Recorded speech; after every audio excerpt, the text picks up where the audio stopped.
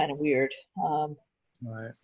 But anyway, I did find on the very first session when you said, nah, it's okay, you just haven't found it.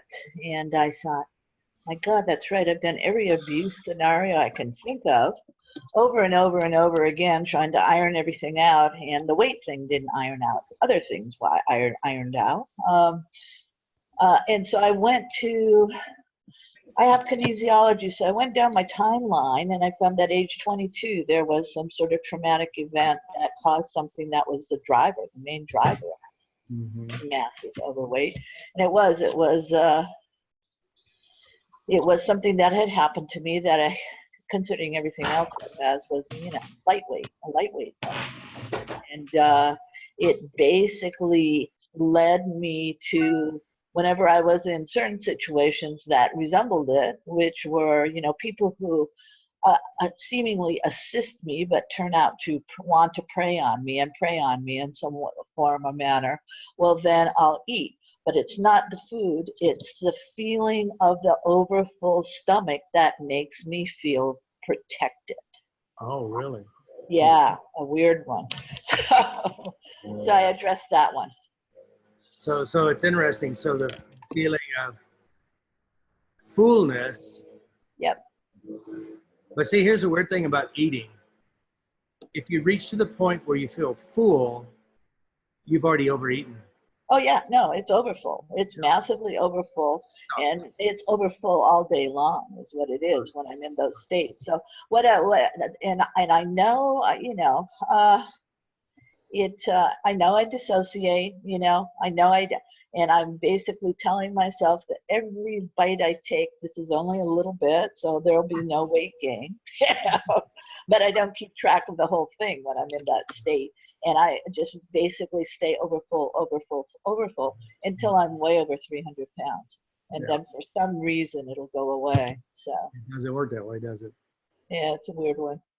So again, since we're talking about this it's an unconscious programming. And of course, you learn somewhere in your unconscious, in your past or your childhood, that full is safety. So there's a link here to something somewhere, some idea, some concept. Now, a lot of this comes from your early childhood eating programs that you learned from your parents. So this is kind of how it works. Sure.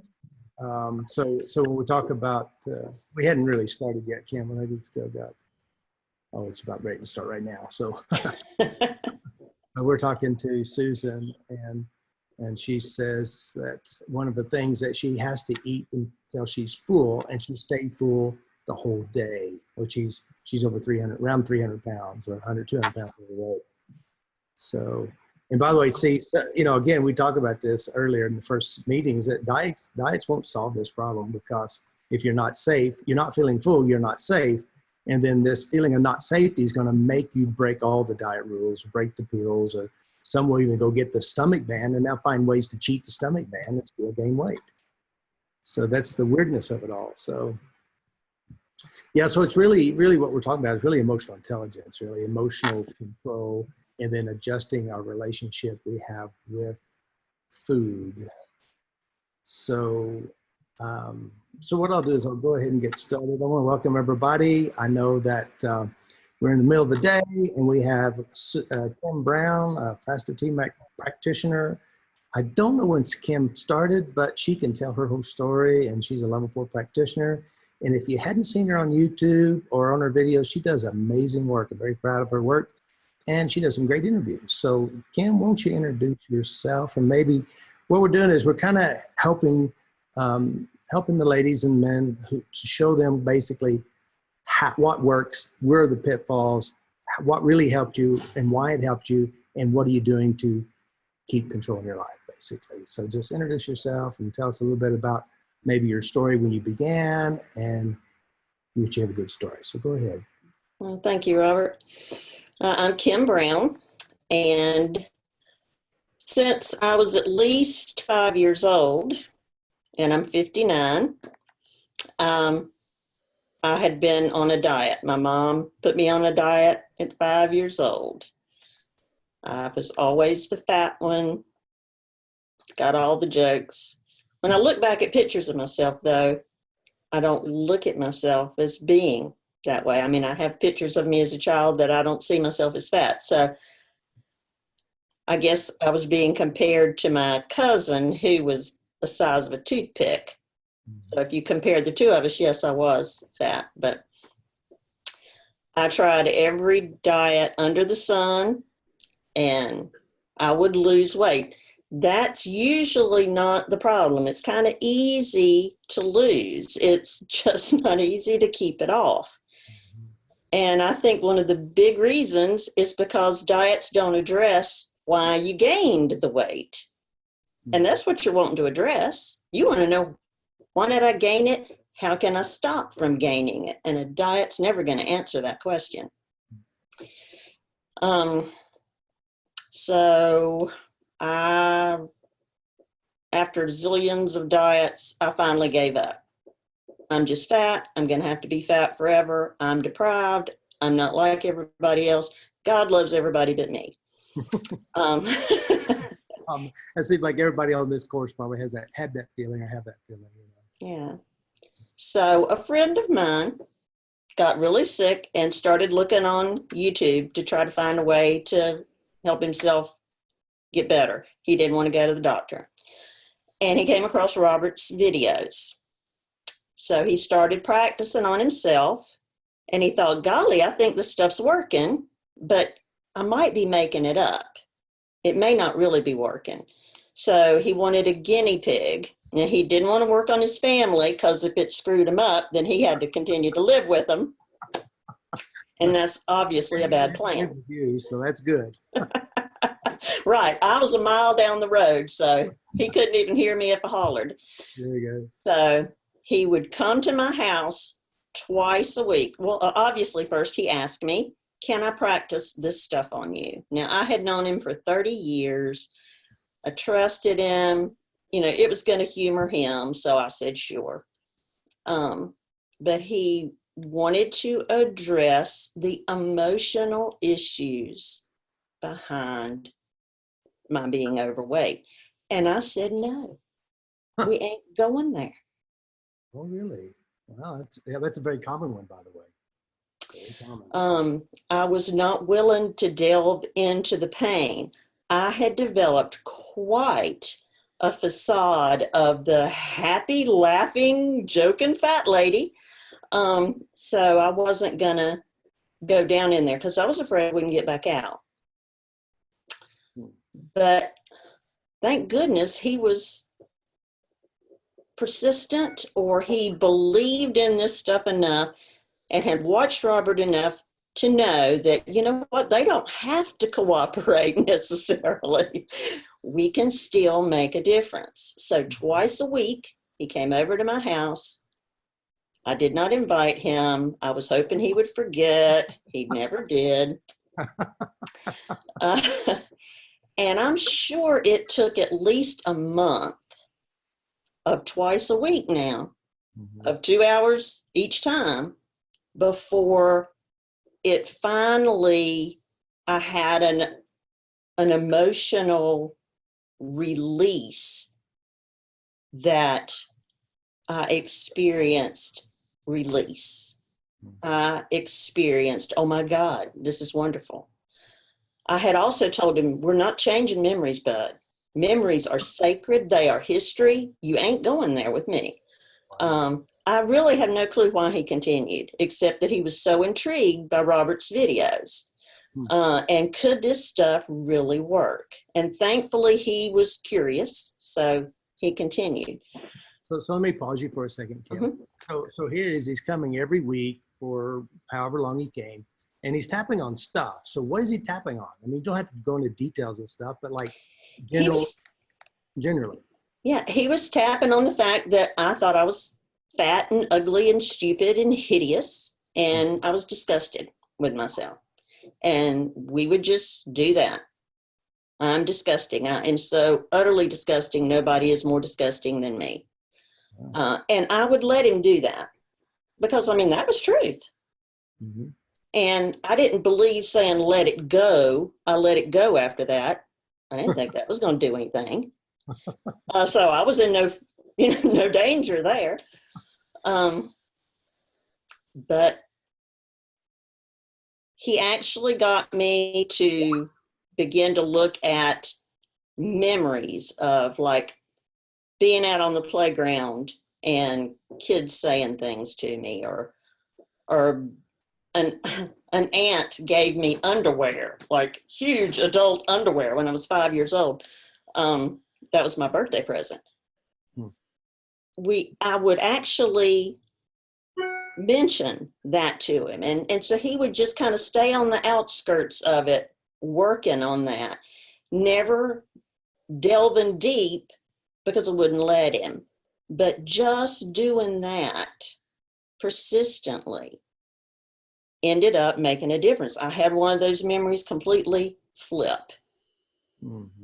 All without me doing it. I mean, it's just tapping and it flipped. And when that happened, I was like, oh my God, that was the most awesome thing ever.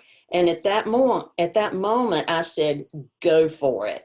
I am an open book. We'll go anywhere you want to go. I don't care anymore. This was the most awesome thing I ever have experienced. Very good. And we started in June of 2012.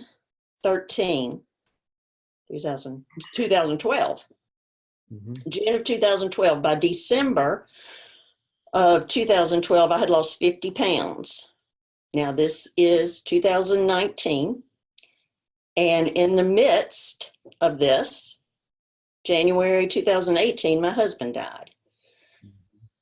Now, I did not go off the deep end. I did not gain all that weight back because this modality, this method taught me I have a choice. I can choose. I am not my thoughts any more than I was that extra 50 pounds I no longer have. That fat, that weight wasn't me. I am what's inside of here. And that right there, I mean, if I could experience that without completely coming unhinged, this is the bomb. All right, so that's very good. So, all right, Kim. So here it is. He's done these sessions on you. Obviously, you didn't just stop with that. Obviously, you had to do something between then, and today. What about your daily routine? I mean, you're a normal person. There's foods everywhere. There's all kinds of fattening foods. There's everything. And you do have emotional stuff happen? I mean, there's things that you wish didn't happen, the death of your husband and all kinds of other things that, which would normally, for most people, would like to deal with it in a way that go eat or drink or smoke or whatever they do. What did you do? What's the difference that made a difference? It's not like, boom, you took a pill and it's all gone. Well, I think the beauty of coming into FasterEFT for weight loss is you don't lose 50 pounds in a week. It's not possible. In order to lose that weight, you got to stick with it. You got to stay persistent. And developing the habit of doing that has allowed me to today have that habit. That is my go-to. That's what I reach for rather than a brownie or a Coca-Cola. It's automatic because I had the benefit of having to pursue it every day. Him coming over twice a week used to be all I would work on it. It was those 2 hours he was there each time. But then I began to pay attention every single day. Some of you, I don't know whether any of you from the United States, but there's this lady called the Pioneer Woman. She's got a blog and she does all these recipes and stuff.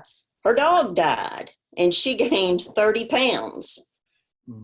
Now, I mean, obviously we love our pets, but she took a pill and she lost the weight. Well, that's great. There again, it's not the losing the weight. What's going to happen the next time she has a loss or a sorrow? FasterEFT if you practice it, if you have an amount of weight you want to lose and you stick with it and lose it, by the end of that time, this is going to be ingrained in you. It is going to be second nature to you. You're going to know that you have a choice. You're not going to have those same triggers. I don't eat because my family's eating, or because it's so-and-so o'clock, or because it's a holiday and all this stuff's out in front of me. I notice, am I hungry? And if I'm not, I don't eat. If I'm hungry, I eat until I'm no longer hungry. And I'll tell you, that is the hardest thing I had to overcome, other than looking in a mirror. I didn't have mirrors in my house because I hated myself. But looking in a mirror and saying, I love you. Mm-hmm.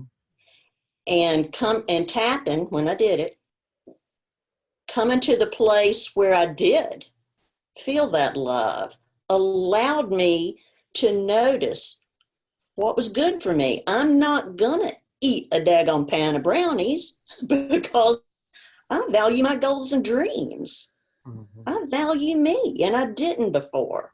I was worthless, so what difference did it make if I ate a pan of brownies? I ain't gonna be no less fat today than I was yesterday. Yeah.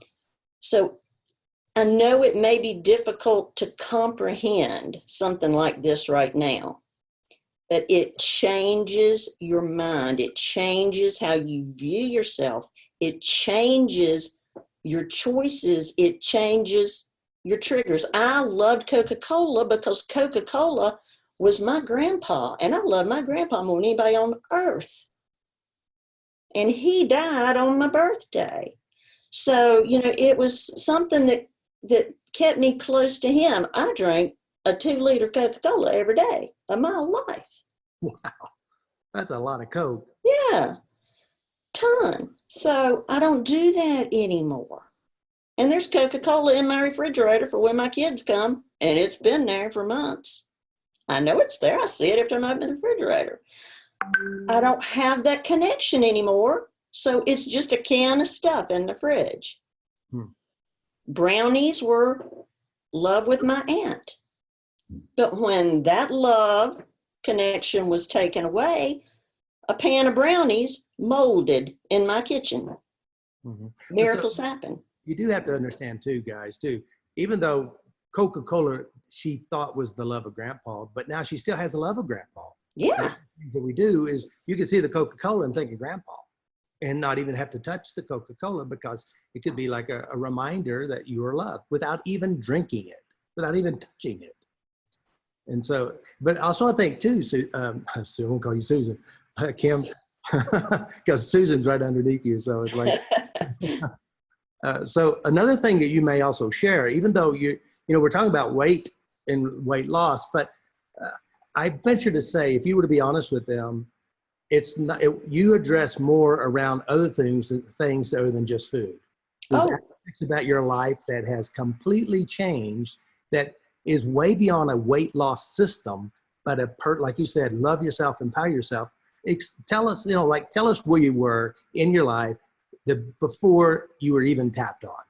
What was your life then, and then what is it now?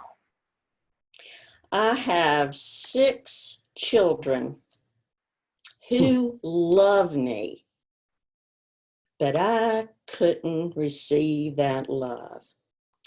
They could tell it to me. They could show it to me. They tried their best to save me, but I was disgusting scum of the earth. I was below cow poop. That's pretty low. Yeah. And I could not believe that they could love me. Now, they began to deteriorate as well, because they must be awful people, because they couldn't save their poor little mama, who was constantly miserable because she was scum of the earth. So they began to develop issues. My oldest daughter got MS. She was dying of MS. I was just awful. And when my practitioner came to me and would say, you need to look in the mirror and just tap on that disgust and it will change. And I said, you don't understand who I am.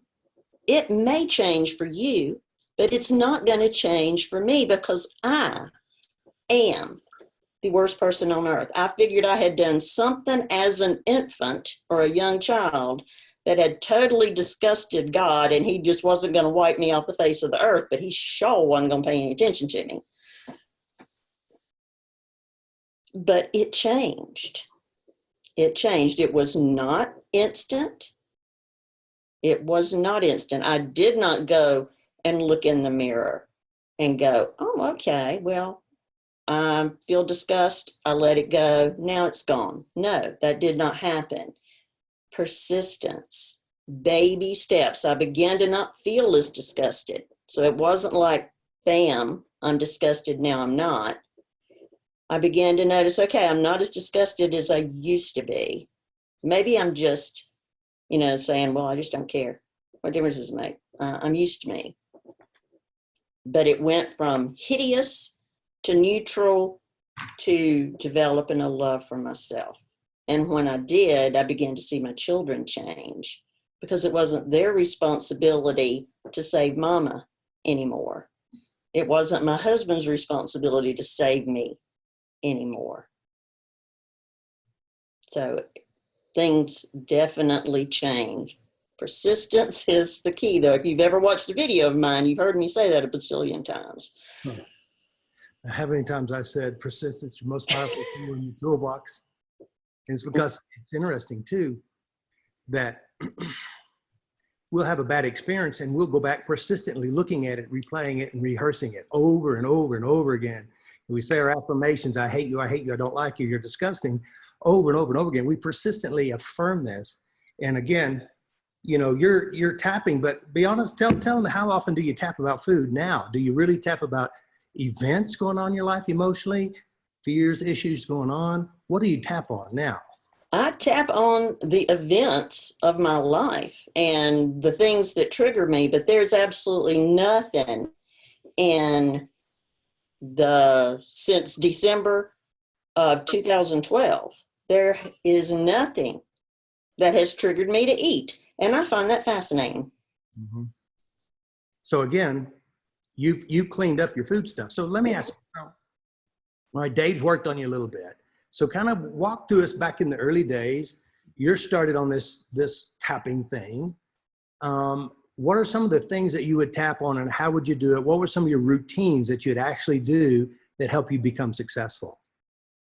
Looking in the mirror, I would think, was probably the biggest. Mm-hmm. Okay. Because when I didn't matter, then it didn't matter if I ate. That's right. So it didn't matter.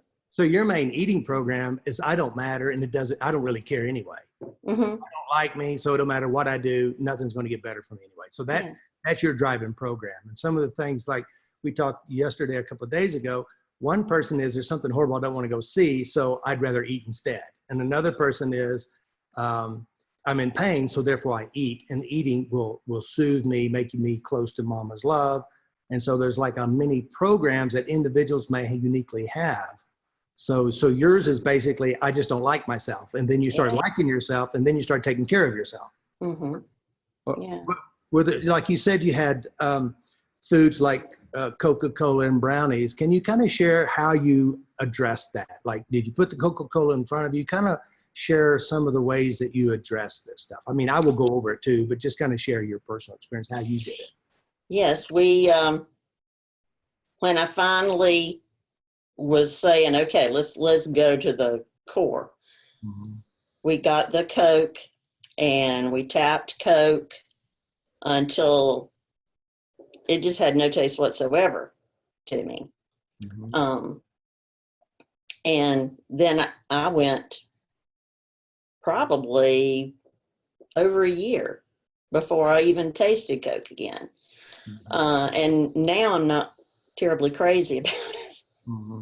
I'll have one on occasion, and after a sip or two, I'm going, well, I really don't understand what I chose that for. It must have been a habit.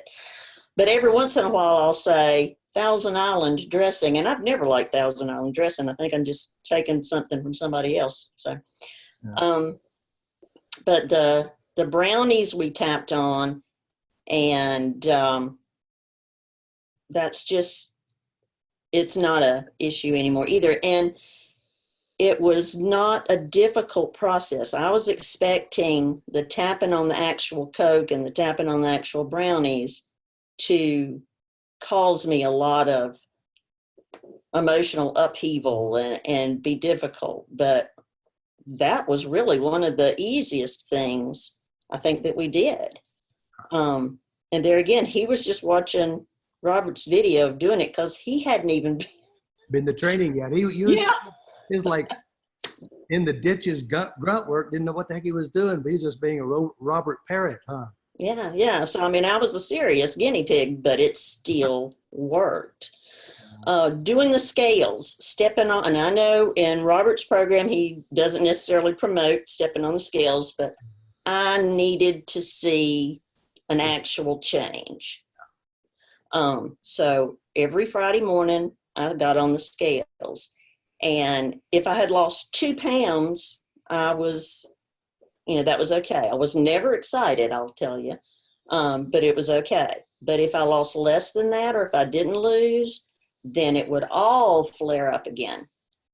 Everything right back to this isn't going to work for me. See, I told you it wouldn't work for me. Everything about me, is bad. So we would have to tap on that. So the scales would have been the second thing that was difficult. And if you don't step on a scale, don't feel like you need to go and do it. But that was what I wanted to use as a measure. So it's like a SUD unit. Am I moving forward or not moving forward? Mm-hmm. And you can do that too. A lot of people will use the scales. I personally think, my thinking is, if you just clean up your own head, address foods, address when you're stressed, address your worry, and learn how to eat when you're hungry and feel hunger, honoring your body and investing in your body, the clothes will get bigger on you without you. Absolutely. So that's one of my thinking is, and you can use scales because, again, if you do use scales, you need to make sure you tap. And some of the biggest common emotional issues, you're going to be tapping on yourself, you're losing weight, and you start actually losing weight, there's a piece of us inside of us is going to try to sabotage us. It's because there's something's going to happen inside that says, hey, you've lost weight, I'm scared now. And then you need to tap on this too. That's very, very common. You become successful. Next thing you know, you want to go back, eat again. It's like somebody's taking something from you or something bad's going to happen. So I didn't think I was a person who wanted people to notice me. I thought I like to stay hidden and invisible. But I'll tell you, when I started losing weight and not a soul commented on it, I can tell you there was some serious anger and frustration that rose up within me. I had lost over 30 pounds before the first person even said, have you lost just a little bit of weight?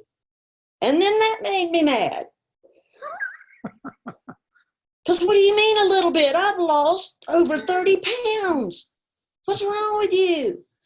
So those were issues. That's why it's good to have somebody working with you all along the journey, unless you're motivated enough to work on yourself. And I was not. That was not me. But things like that will come up. I mean, nobody's going to notice, and you've lost 30 pounds. I mean, think about that. You realize just how much you're still doing it for somebody else and for somebody else's praise rather than your own. Right, definitely.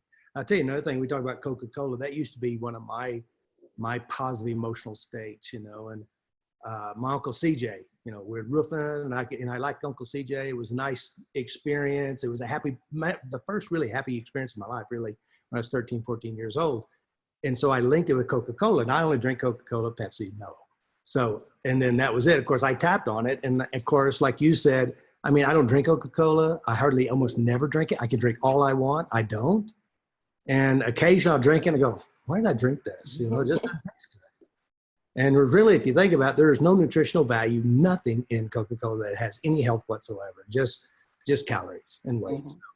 But it is strange how you release and let go of we think it's the Coke that gives us the love, and we're feeling love with the Uncle CJ, and you're looking at the Coke and you're linking it to the Coke and not the person.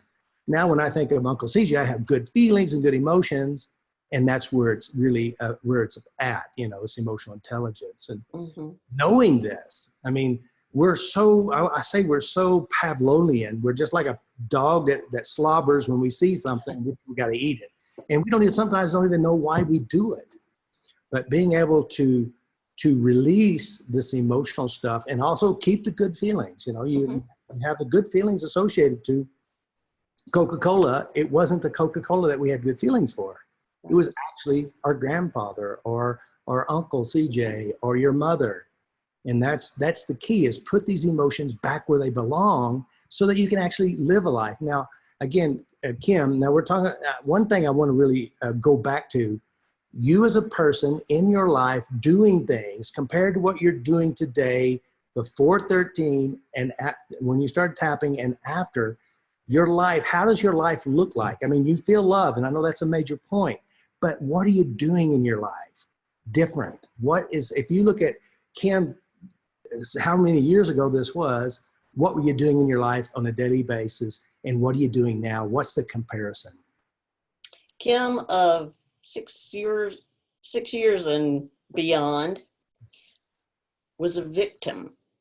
Mm-hmm. She was left out. She was overlooked. She was rejected. She was abandoned. She was not loved. Mm-hmm. She sat around. She tried to make people think she was happy. She tried to make people laugh. But inside, she was not happy. It's kind of like the Robin Williams, you know, makes us all laugh and he kills himself. Right. So inside there was trouble. Today, I am in control of my happiness. I'm in control of my choices. No one makes me mad. No one makes me do anything or feel anything. I make my own choices. And I am propelling myself forward. If you had told me 7 years ago that I would be now supporting myself and my college daughter by doing this, I would have not believed you at all, because I couldn't speak in front of people. I could not relate to people because I was too busy thinking about what they were thinking about me. And I was too busy trying to figure out what I was going to say next to even hear what they were going to say. And I was full of panic. And I'm not anymore. Now, yes, I can get triggered. My son and daughter-in-law invited me to go on a cruise with them. And that reminded me that we were supposed to be going on a cruise with them. We were supposed to be on a cruise with them when my husband died. And he really, really wanted to go on that cruise. And I really didn't want to go on the cruise that much. So, yeah, I had some stuff to work on there. And that just happened this past weekend. You know, I think the most beautiful thing about this whole system, and she says what I'm doing now, she's taken FasterEFT 1, 2, 3, and 4. You've been to Abilitat with me, isn't that right? Mm-hmm. Abilitat with me, drug addiction training. She is living her life. She's doing what she wants to do. And the deal is what we want you to do is to take this system and use it as your emotional coping skill. Use it to address what's going on right now, when things affect you, when things bother you, right now. It's not something you pick up every now and then. It's not something you try at night, in the morning. It's something you do whenever things bother you. And this is what Kim is telling you. It worked for me because I'm working me. I'm taking ownership of me. And weight, your weight is not the problem. It's only a symptom. Right. Not being in control of yourself. It's a symptom of being linked to things that aren't really true. Food doesn't love you. Food doesn't care for you. It can't. It's cooked, it's boiled, it's raw. It doesn't know how. But the deal is what Kim is saying, my value as a person has escalated in 6 years. Oh, yeah. And Kim not only looks better, feels better, acts better. You ought to see her videos. You would not think that she was shy. You would not think. Her videos are really amazing and well done. Well done. And this is a person who would step back and hide in the corner. Mm-hmm. And now she's up front. This is what it's done for her, is create her value in herself. And so that's what this course is about, learning how to like yourself, love yourself, be kind to yourself, take ownership of yourself. Now, granted, Kim had somebody who helped her, who just started out learning. Both Kim and Dave both came to training. Mm-hmm. All right. The beautiful part about training is that, one, you create new friendships. You create tapping buddies. So that means you work on them, they work on you, and both of your life gets better. You create what we call a support team. You help each other, you support, and when you come to the seminar, everybody knows you got problems, because everybody has problems. We know that. So we know, okay, you got a problem? Okay, I do too. Let's work on it.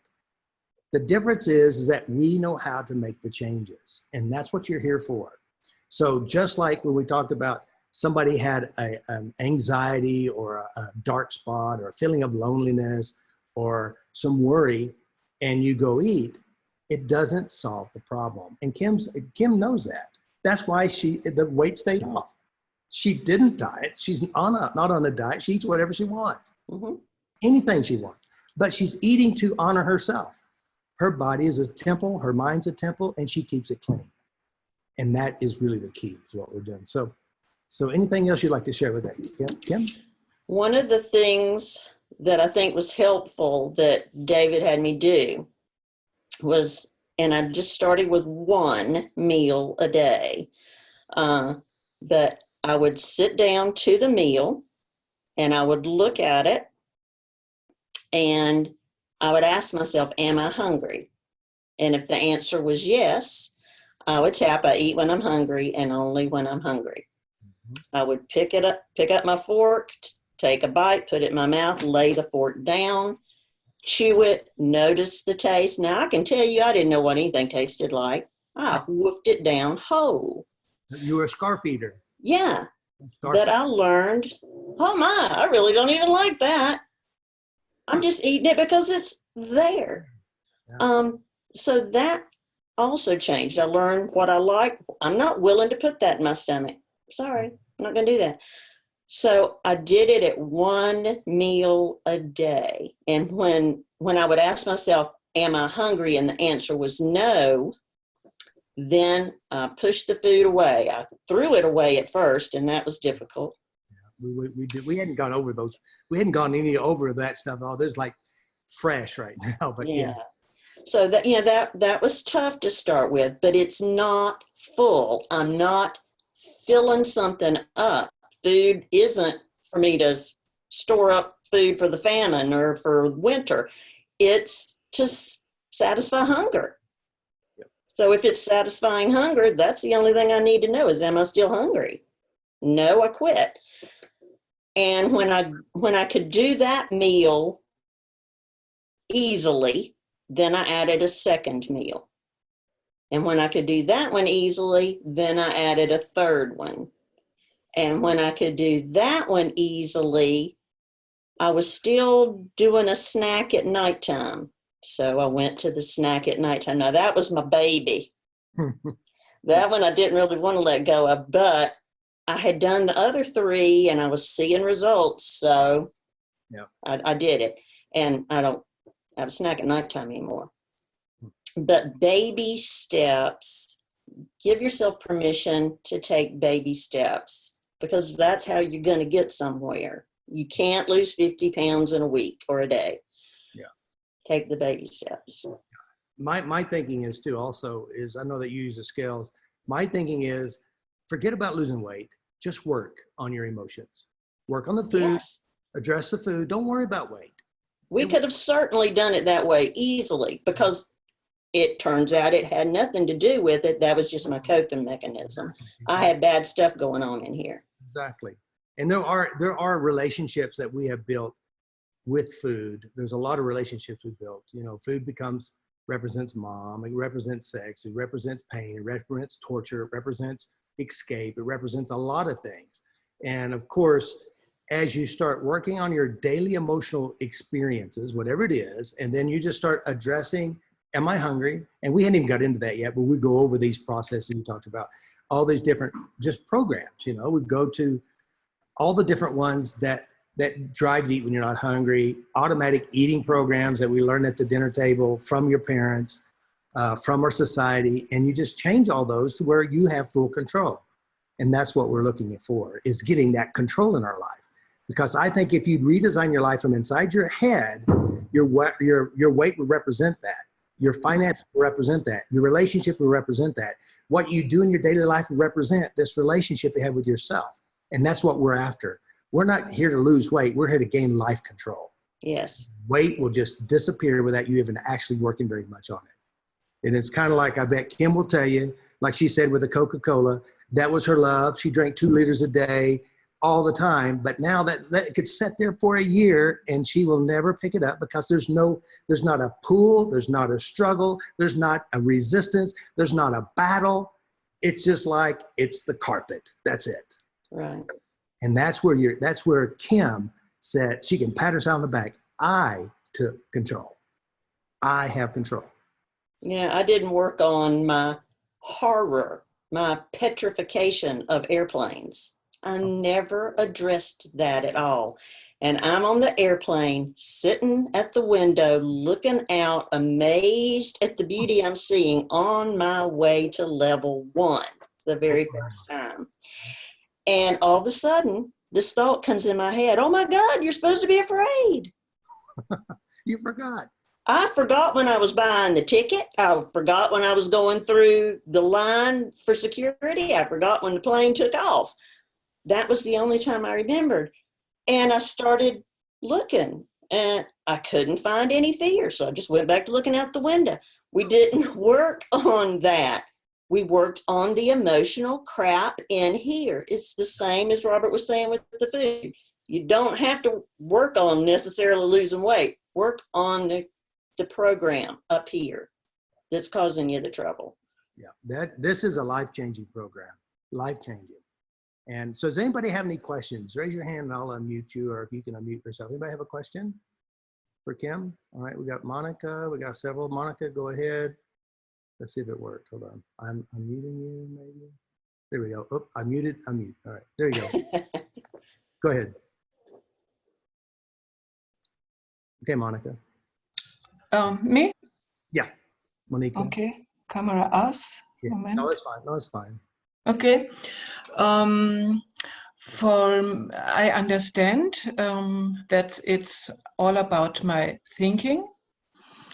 I understand, and the other side is perhaps I did not tap so much like Kim now, and for me is eating like I can control what I eat.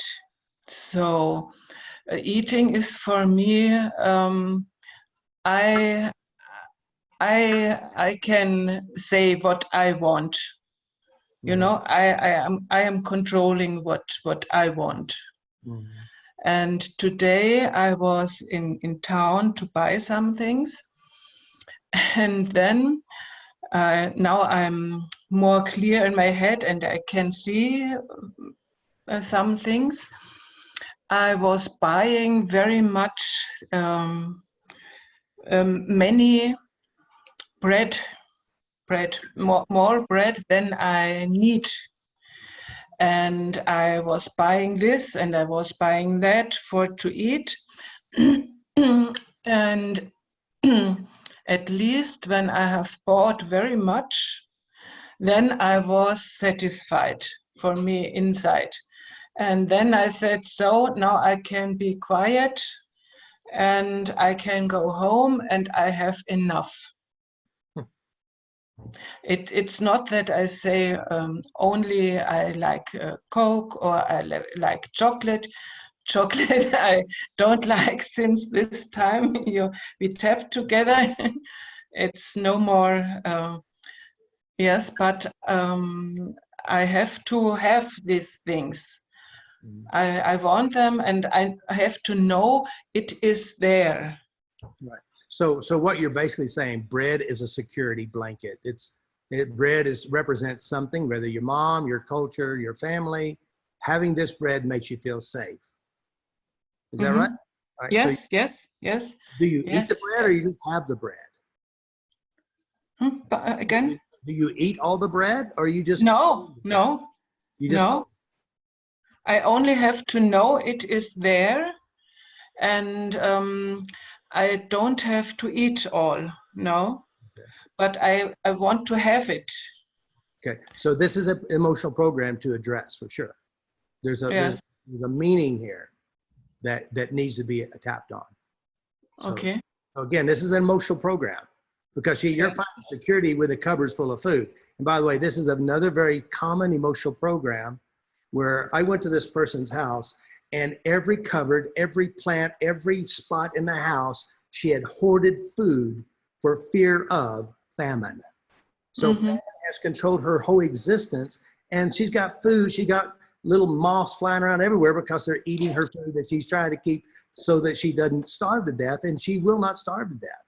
But this, an emotional program, now this is in the Europe, Eastern Europe, and they did starve. There was starving. There was famine. And of course, they heard grandma's stories about this. So the wise part about this, you got to address this emotional program. And, you know, it's okay to have food in the cupboard. And it's okay not to have it. It's, you know, just whatever it is. So you got to make sure you address this program, because I venture to say you're in Germany, isn't that right? Yes. Yeah, so you know there, and you probably been around the famine or heard of the famine when there was. Yes. No. So this is an emotional condition thing. So this can be that I feel safe with this. Right, and it's okay to have food, but just again, you don't want to be driven and controlled by existence or non-existence. You know, if you're going to have a pantry, it's okay to have it full, but you shouldn't be miserable, scared, and frightened if it isn't. Yes. Yes. So that's just another little program. So much programs. But yes. So does anybody have a question for Kim? Okay, we got Susan Jackie, I think, on YouTube. And then we got another. All right, go ahead, Susan. Yeah. I'm the one who said that I eat because I don't want to face something. And then I'm afraid if I face it, I'm going to die. Right. Today, for the first time, I got a little curious about what it was, but I don't have any way of getting to it. Right. Is there some? Well, this is my opinion. Okay, so you know that feeling, and yesterday we kind of tapped on it, Yeah, it always makes me cry. Okay, so it means something, right? And you said it started around when you're in the 10th grade. My question is, go back to 10th grade and ask what happened, or make up something. Also, you may notice points in your life or moments that you feel that. Stop right then, feel it. Don't run, stay, stop and tap it. And is it going to make it obvious what it was? It could. Now, again, remember the brain is a metaphoric machine, which means you can walk across the floor, and be able to walk across the floor metaphorically are years of muscle movement memory. You don't remember the first time you moved your foot or your ankle or learned how to crawl, but the brain does. And it has ability to block out memories because, one, you maybe not been able to handle it at the time, so it puts it back in room 101 back there. But it still drives you today metaphorically, and you can tap on how you know today, and it could dissipate it, change it completely, or release a lot, and it will reveal itself, and then you change that memory. Okay. Just remember, you're here now. This conversation here is real. Anything you go back before this moment is not real, not true anymore. It was, but not real now. Now you can change it in your mind, and that's what you want to do, is take ownership, change it, and adjust it, set yourself free.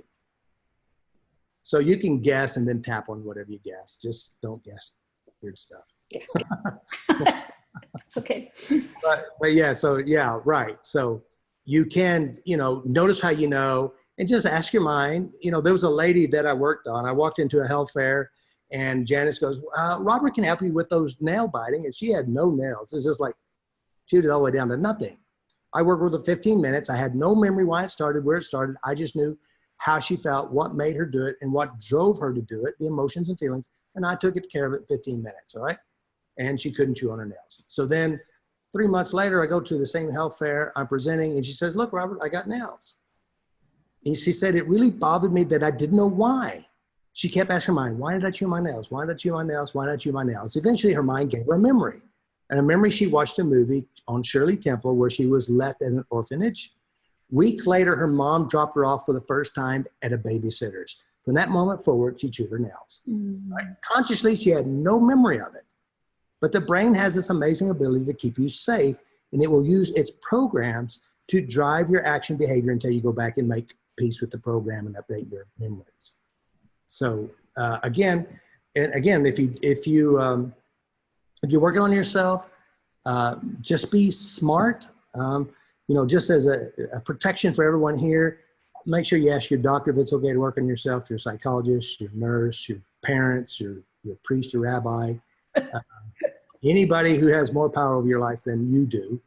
And go slow, go smart. Now, I highly recommend getting educated on how your brain works. Of course, Getting educated what? I'm sorry. Get educated on how your mind works, how memories work, and how your mind works. I've actually done the online course. Perfect. So you understand about memories. And I'll be in Oklahoma City next month. Good woman. We'll be good to see you. Good woman. So you'll, by the way, you'll meet some new friends then. Very good. And also get your new tapping buddy. So that will help you too. So that's what we're talking about. Know yourself, clean up yourself. My question is, and I'm getting caught up because I signed up late. So I watched a bunch of stuff last night, but I haven't watched everything. I've been working with Kim Ryder for several months. She's a level 4. Amazing. Changed my life, got through a whole bunch of stuff. Started with her on weight stuff, but the weight didn't come off. Whole bunch of other things did. Got to forgiveness with my dad. It's all wonderful. Right. And in the meantime, I've been eating correctly, organic, not doing a weight loss program, but trying to make good choices. And so you keep talking about an eating program. So I guess we're going to, are we going to work on that piece? We hadn't got that. Okay. This is data. Got it. Okay. Great. I'm good. Yeah. So again, one of the things, just a simple, easy way, before you eat, just notice if you're really hungry. Okay. Yeah, I picked that up from Kim. Yeah. And then the second question I had, so while Kim was talking about something, I had some sadness come up. So just to start tapping right while we're sitting here on not needing to know what it is or anything, just tap. Okay. No, so here's the deal. So Kim says something, and what she says comes out of her mouth, and it triggers your inner story. Right. It's an unconscious program, and automatically you either cry, you laugh, you smile, whatever it is. Now, this is an autonomic response built from your memories and experiences beyond consciousness. All right. So as soon as you feel it, as soon as you notice it, just own it, recognize it, accept it, tap it, and release it and change it. Okay. That's the key. Because see, my personal opinion about tapping, for me personally, because I don't have what you call strong visual construction of memory. When you trigger me, I tap right now because I will probably never be able to find it again. Okay, got it. The combination has to be right to pop out. Right. So this is the key, really. That's also taking ownership of your own emotions. Because if you stuff your emotions, they're going to come back out again next time the oven's open, So you got to really just own your stuff. And this is the most important key.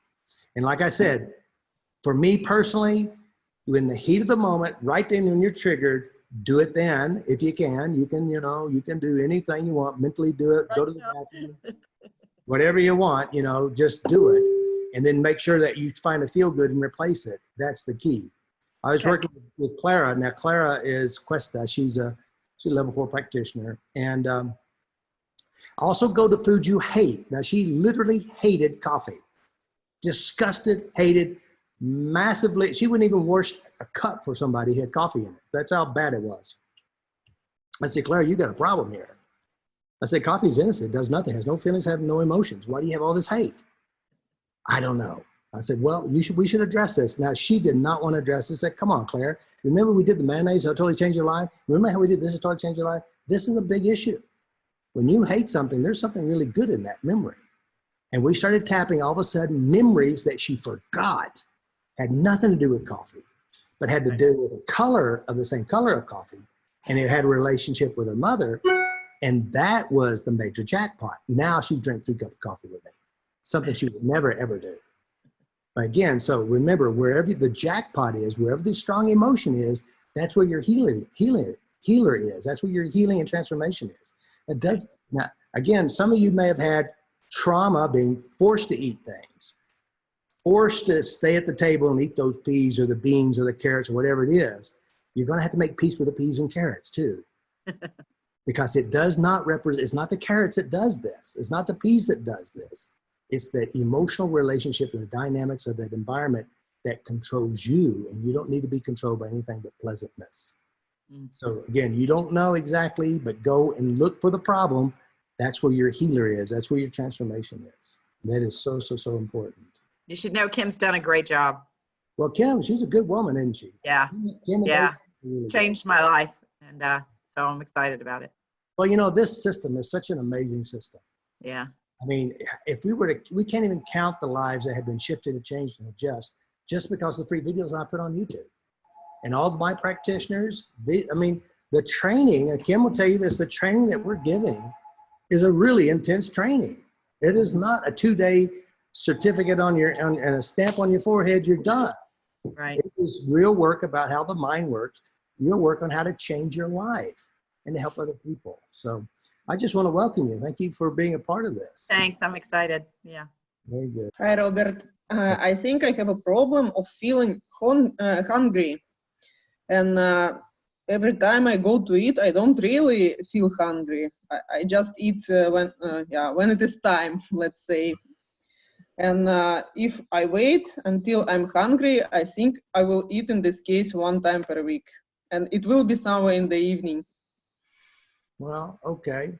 So you eat by the clock, not by your feelings in your body. Yes, before going to work, during lunch pause, in the evening, and yeah, 2 snacks, and yeah, fruit or something like this. What do I say about that one? Well, I think you should listen to your body. So maybe you may be cut off from your body. I'm just think so. And so see, sometimes people, there's a common emotional program. I don't want to feel hunger. I remember I was afraid a couple of years ago of feeling hungry. That I remember. Okay, so that may be where it's at. Because a lot of times people will eat continuously, what we call the grazers. They eat all day long just so that they don't feel the feeling of hunger. Because there's a scared, starving, I'm going to die, angry, raging hunger program. You either want to personally experience it or to witness somebody else experiencing it. So again, there's a part of your body or yourself that you need to figure out how to make peace with, and to feel hunger, actually feel hunger, and to know when to feed hunger, and also know when to stop when hunger's gone, which is long before you feel full. If you're full, you've already passed the satisfaction. You've already hurt yourself. So that's why we will go into the eating program on how to actually eat in a way that listens to your body. And it's a very healthy way of eating, and also being very, what we call mindful eating, being right here now eating, because a lot of time we have unconscious, uncontrollable, animal raging, whoever eats the fastest wins the race eating, the scarf eating, the I don't want to feel my feelings eating, I don't know my body's even here. There's 1,000 of these different mini programs that people use to drive themselves to eat when they're not hungry. So again, that may be one area that we can work on as well. I know that today is Thursday. We have another meeting tomorrow on Friday, so we can probably tap on some of that as well. So things to talk about. But yeah, so tomorrow on Saturday, we're going to do like a 2-hour, maybe more, just depends on how it goes. Meeting, we'll do a lot of tapping on different programs. I'll go over some of the pieces that you can implement in your daily life on how to get control, such as how to eat, tapping. Yes, you know, a couple of days ago, we talked about, all right, so this is what you do. Before you eat, notice that you're hungry, feel it, tap it, release it, and then eat. Put, you know, just slowly tap before you eat, tap midway through eating, and before you end eating or after it. And notice how you know you're actually eating, and feel the food in your body. Taste it. Today I tried this and it worked perfectly. No, that's good. Mm. So be real in your body. So you may learn to be actually real, because here's another thing. When people have traumatic childhood table experiences, the last thing they want to do is feel anything. They go numb eating, they go numb emotions, they go numb, they're dead, they're quiet. Hopefully you get eaten, you clean your plate, and dad lets you leave the table. All right? So there's a lot of, you know, there may be some of the things that you may want to look at is write out a list of experiences, table experiences growing up, because a lot of these things will program you to have bad eating programs. So do you have anything to say there, Audie? Adri. Audrey, I'll get it by the time we're 30 days. You Audrey? can hear me now. Yeah, we hear you. I did my iPad, so I have sound now. Very good. It was for me, it was very confusion. There was a lot of confusion today, because all the programs, or a lot of programs, they came along today. So restlessness, anger, there was not only one program, but a lot of programs. So and I was very confused. I tapped and do I have to follow one program at a time, or do I them all? Let me give you a little hint here, make it easy for you. Right, when you're in the heat of the fire, and it's like everything coming all at you at once, just notice where you are and tap, and just focus on tapping. Come out of it. And another thing, if you see these eating programs, get you a little notebook and write down the program on a piece of paper. Because what's going to happen, you may work with one, it'll disappear, but it's still there. So you want to be consciously in control of the unconscious. These programs do show up, and sometimes they hit you in different ways, and then you try to go back and try to remember what it was. You go, what was that? So it tucked itself away again. Yeah, I think there were 20 today. So it was a highway of programs. Now here's the deal. Just get you a little notepad, carry it with you. As soon as you know it, write it down, because this will give you the formula for your success. Because when you identify it, it's easy to change it. But if you can't see it, you don't know where it's there, it's hard to find it sometimes and know what to do. Yeah. Since you're a very smart woman, it'll be easy for you. Okay. But I'm not smart in my eating patterns. Well, you're getting educated now, so you're learning. So this is a part of it. You didn't know before. Yeah. Okay. Yeah. It's new. Yeah. So I can go to work. Yeah. Just keep tapping. Yeah. Keep tapping. Yeah. Yeah. All right. We'll be beginning. I will. Yeah. Go ahead, Monica. I don't want to tap so that I can eat healthy or less. I don't want to tap. Well, okay. I do it, but I don't want to do it. Okay, so do it. And less, I do it less. So let me give you an easy program to help address this. All right, so first of all, I don't want to tap. I want you to write down all the reasons why you don't want to tap. Just write it down. I don't want to tap because. I don't want to tap because. I don't want to tap because. Just make up something if you don't want. I don't want to tap because whatever it is. Now the reason, this is your unconscious mind creating emotions and feelings, trying to keep you from doing what you know consciously, cognitive, that is right. This is your prefrontal cortex. This is logic now going to take control of the autonomic trance, the autonomic program. Now, if you don't take control, it's going to make you do stupid things, hurtful things to yourself, and you'll continue the cycle until it kills you. So now logically you say, listen, unconscious, I'm taking control now. You're to work for me. I'm not working for you anymore. All right, so that's the key. So then you write down, just write, I don't want to tap because of this. And then you go and you start tapping on these reasons, then you'll dismantle, diffuse, and release whatever's to keep you from doing it. Okay. Because Thank see, that you. your unconscious, again, it's telling you not to because it's trying to keep you in alignment with the programming. But you're in control of your brain now. So just do it, okay? Thank you. And this is very normal, by the way. Very, very Yes. normal. Don't take my food away. All right, so I think it's Lisa or Teresa? Lisa. Lisa. Two quick logistical questions. One, on the bottom of our dashboard, if I finish up those videos, I'll get caught up. Yeah. Is that correct? Okay. And then the second logistical one, when it says it's going to be 12 o'clock, what time zone is that? Like Okay. when it says, Okay, so let me explain how it works. If you go to your panel and yes. you set your time on your panel, it's your time zone. Oh, okay. So this started at 12. Well, I'm sorry. It started at 1 Central Time.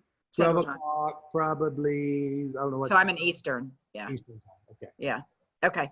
Got it. That's how it works. Thank But you. Okay. I'll make get sure- caught up. Make sure you set your clock in your panel, okay? Okay. Perfect. Thanks. Very good. So everybody give Kim. Kim, do you have anything, last things you'd like to share with these guys? Let me unmute you. Oh, you're not. Okay, go. Believe you can, even when you don't want to tap, and I was there too, when you don't believe it's going to work, when you've just failed miserably today, just say, you know what?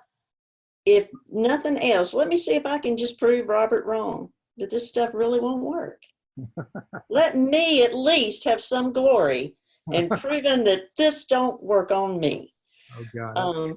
I get blamed for so much stuff already. I need more.